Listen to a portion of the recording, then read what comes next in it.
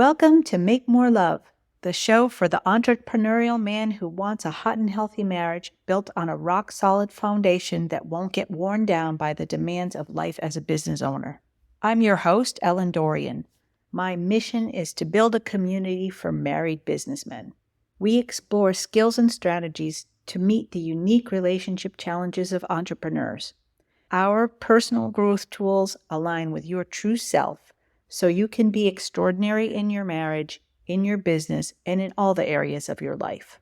Before we jump in, this is just a reminder that the Make More Love show is for information and entertainment purposes only. It is not a substitute for the guidance of a qualified healthcare professional. I'd like to say a special thank you today to my coaching colleague, Simon Bowen. He's the founder of the Models Method that helps people transform complex ideas into simple solutions. I've known and been inspired by Simon for about 10 years now. He's been insanely generous in sharing his genius with those around him. What I'm covering today will be more understandable and more helpful to you because of his influence on me. And speaking of models, Simon and his wife Joanne are a role model for passionate partnerships. They've been together for almost 40 years, and their relationship stands out as one of the strongest I've ever seen. So thank you, Simon and Joanne, for sharing so generously both your knowledge and your beautiful life together. Today's episode follows on from last week's discussion of the relationship drive matrix. Just a quick review of that. There are 2 drives that move us to enter into a relationship. The first one is to minimize pain and increase joy, and the second drive is to avoid isolation and find connection. Not only do those 2 drives motivate us to enter into a relationship, they also serve as incentives to keep us working on our relationship in the face of challenges. Today we're expanding on that matrix. I'm going to walk you through a 3-part model that explores the building up and breaking down of relationships, as well as the behaviors that influence those dynamics. The first part of the model is the relationship hierarchy of needs, which describes how our personal needs get met at each stage in forming a relationship. The second part of the model is the downward spiral of relationship decline, which shows how relationships unravel in about the reverse order in which they're built. And the third part of the model is the 5 triggering behaviors that correspond to relationship breakdowns, so you'll be able to recognize them and stop them to halt any decline in your passionate partnership. So my goal in this episode is to help you truly visualize relationship dynamics, whether it's in a building or declining phase, and identify any behaviors that could be having a negative impact. I'm going to break it down into 3 parts, so you can listen all at once, or you can save it and listen to it over time. Here's part 1, the relationship hierarchy of needs. Have you heard of Maslow's hierarchy of personal needs? It's a pyramid that ranks what you need to be psychologically healthy in your life. The relationship hierarchy of needs is a mirror of Maslow's hierarchy. It stacks up what we need in relationships, where each level takes us closer to passionate fulfillment in our love life. So, with a picture of a pyramid in your mind, let's start at the base. The first level is physical, mental, and emotional health.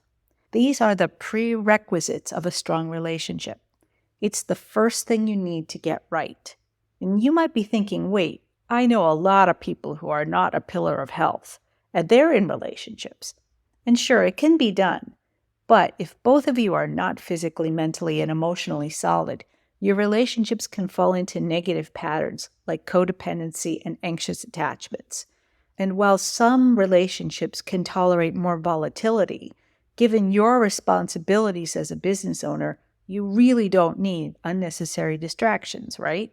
So, if you take care of your health on all fronts, you're setting yourself up for a stable and positive connection where you can support each other the best way possible. Let's move on to level 2, which is establishing stability. This step is key because it's where you start to see if your relationship can really give you the sense of safety and dependability that you need to be happy. Sure, when you're first together, you can't be sure what your partner will bring to the table.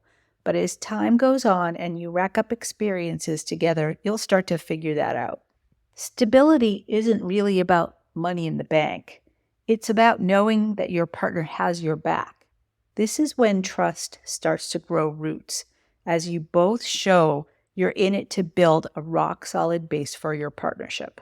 The first two levels, health and stability, support the drive of minimizing pain by making sure our most fundamental needs are checked off within this partnership that we're building.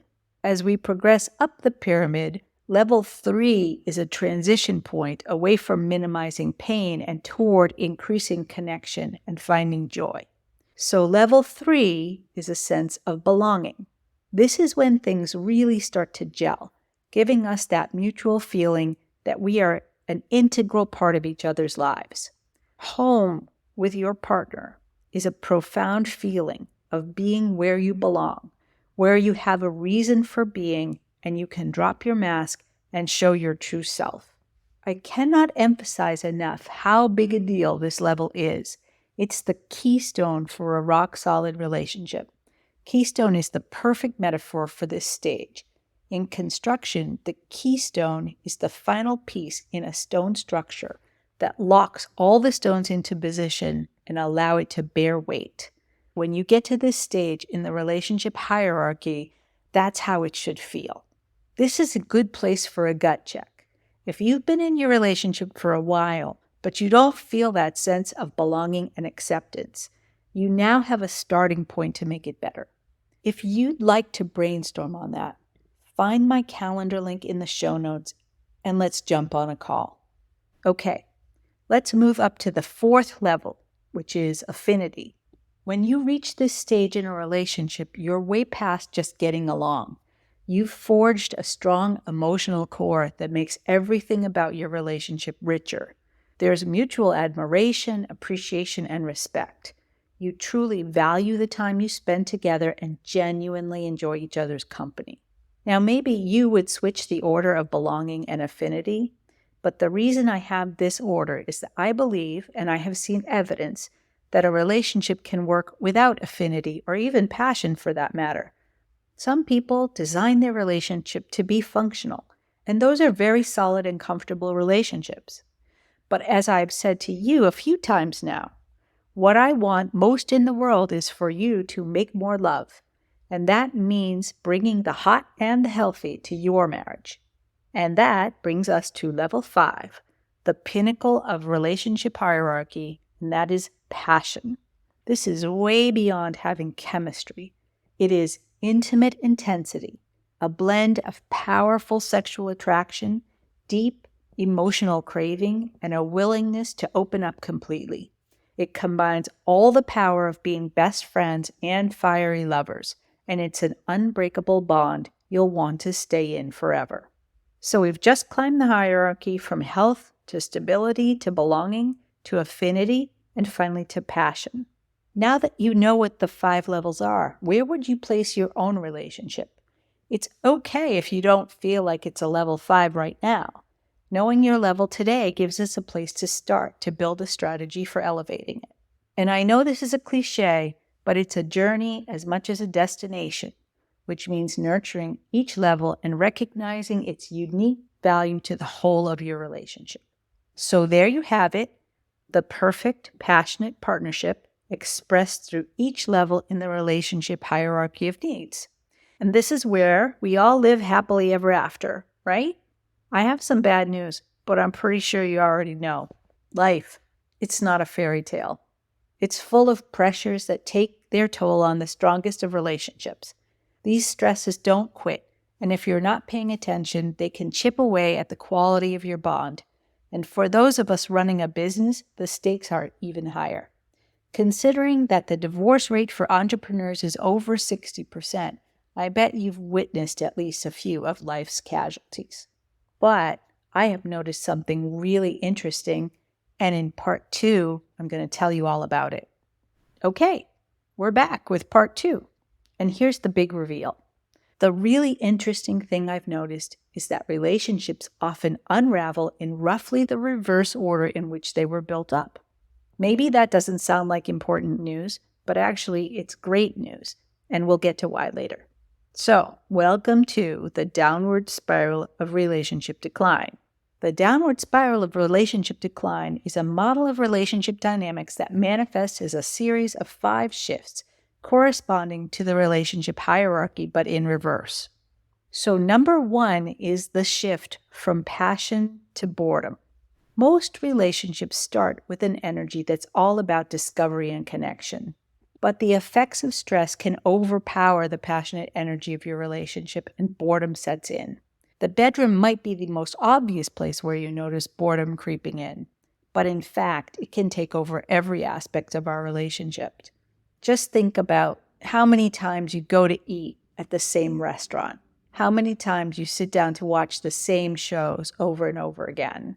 I think I've said this to you in previous episodes. Routine is a known killer of passion. So watch out for the first shift away from passion and toward boredom.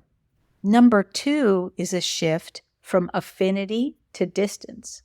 Resentment is the behavior that corresponds to this shift. When we have affinity, we really like each other and enjoy each other's company. But when boredom creeps in, we can start to feel let down and rejected by our partner. We start to notice flaws and irritations that never registered before, and those feelings eat away at our admiration, appreciation, and even our respect for each other. And that shift from affinity to distance can actually metastasize into the third shift, which is from belonging to alienation. When emotional distance becomes the new normal, the feeling of belonging together begins to dissolve. You can get into a whatever frame of mind, and over time, your relationship stops feeling like home. Frankly, it's baffling to me that more people don't panic when this shift becomes evident. A lot of people say, oh, it's natural for that stuff to wear off over time. Seriously, once you've had passion and affinity in your relationship, why would anyone think that this kind of alienation of affection is natural? The behavior that triggers this shift is resignation, and that can mean one of 2 things. You might actually resign from the relationship. A lot of couples at this stage don't make it. That's why so many relationships end within 3 years.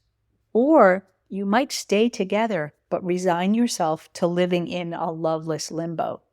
That's a state where you look married from the outside, but behind the scenes, you're really living separate lives and maybe even in separate bedrooms.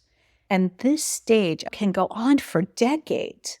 This is where you might say the phrase, I hate, more than any other phrase in the relationship lexicon. That phrase is, it is what it is. Man, oh man, do I hate that phrase. I think instead you should say, I don't give a crap what you feel, and I'm not going to make any effort to change anything. It's just not worth it to me. Because that's a more honest way of saying what you mean. Look, we all have our flashpoints, and it is what it is one of mine. So, if you get to this stage and you don't actually dissolve the relationship, then you get to this new level of dysfunction. And that is number 4, the shift from stability to abandonment. This is where you actively withdraw your support from your partner. It can show up as fights about spending and money, or you might pull back on your emotional encouragement and moral support for your partner when they are facing a challenge. Even if it's only a subtle cutting back on the day-to-day, helping each other out, or doing special things for each other, your partner's going to feel like they're being left behind. And that's not just a vague feeling of abandonment, it's the real thing. By the behavior of withdrawing, you are tearing down the stability and security all relationships need to survive. And that leads us to number 5, the shift from health to despair. It's hard to even call this a decline. This is more post-apocalyptic stuff. It's a catastrophic change where partners start causing deep distress to each other, sometimes even enjoying seeing your partner suffer. At this point, you're just tormenting each other and assaulting each other's well-being. Aside from the simple appallingness of this tormenting behavior, there's a deeper problem. You were most likely raised to have a code of honor. And this behavior is in deep conflict with that. It can cause permanent damage to your own self-worth, as well as inflicting lasting harm on your partner. I hope this last one brings you up short, especially if this is where you're at. If you do find yourself in this stage of relationship decline, you don't have to beat yourself up anymore. There's already been plenty of that to go around. The honorable thing to do is to seek out professional help.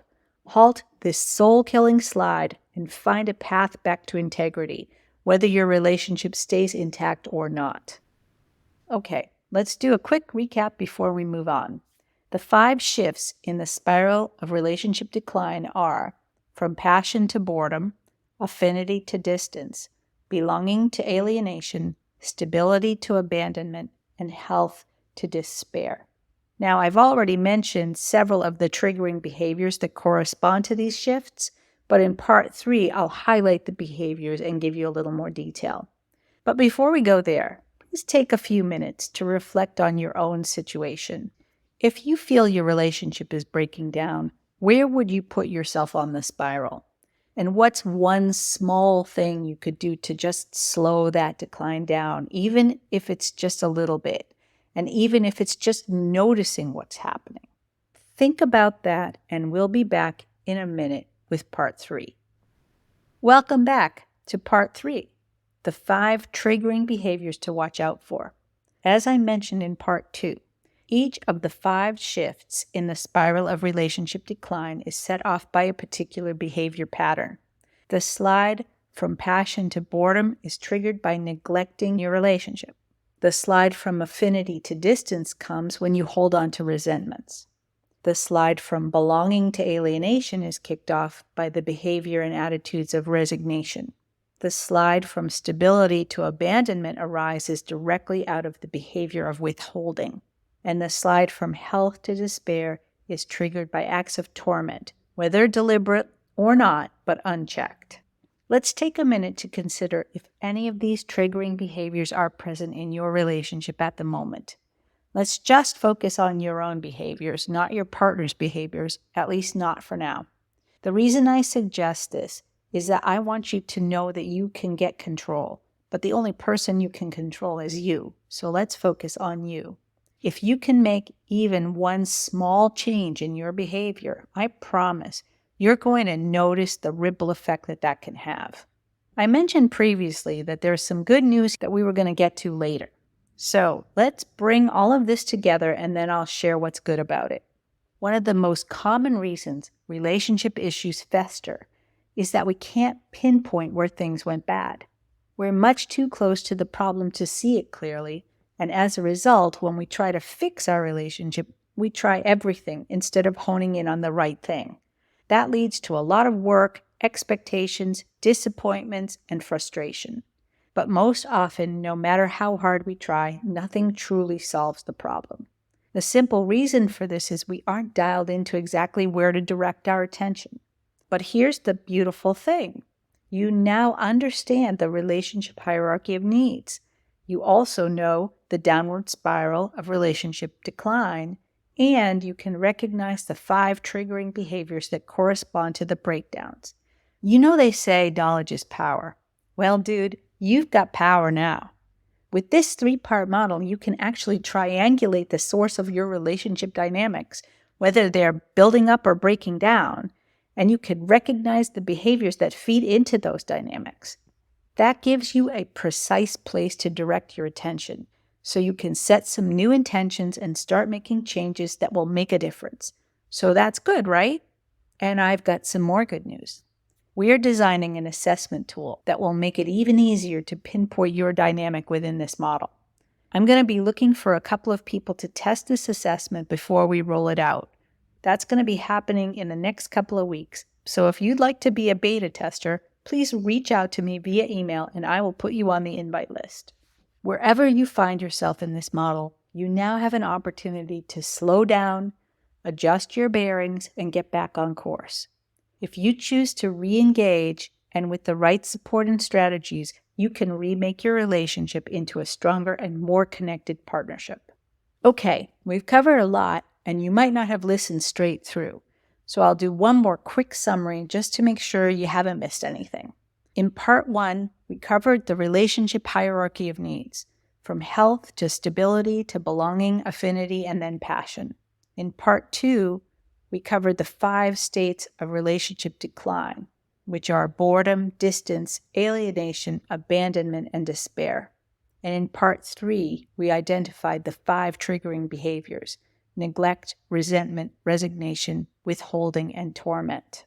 In future episodes of the Make More Love Show, we're going to be looking at real-world, practical strategies and tactics that will totally level up your relationship game. So I hope you'll keep listening. I'd love to hear your thoughts about what I've covered today, as well as any topics you'd like me to cover in the future. Please get in touch, either through the P3 Insider community on Facebook or by email. You'll find all the links and the contact details in the show notes. All right. If today's episode added value to your life, here are 3 quick ways to support the Make More Love Show. Number 1, follow and subscribe. That's a win for you and me. Number 2, share this podcast with a friend who might be struggling in their love life. It could be a game changer for them. And number 3, leave a review to help more men like you find and join our community of relationship rock stars. And here are 3 ways I can support you. You can visit our website and follow our social channels. Certainly join our private and free Passionate Partners Insider community on Facebook for exclusive content and resources. And 3, if you'd like to explore your specific situation, book a free relationship reset call with me. Whether it's a minor tune-up or a major overhaul, we'll make a plan to get you back on track. My calendar link is in the show notes, along with everything else you need to find me, including all the links and my personal email. I'll be here whenever you're ready. This is Ellen, and that's what I've got for you today. Until next time, remember, what I want most in the world is for you to make more love in your life and with your wife.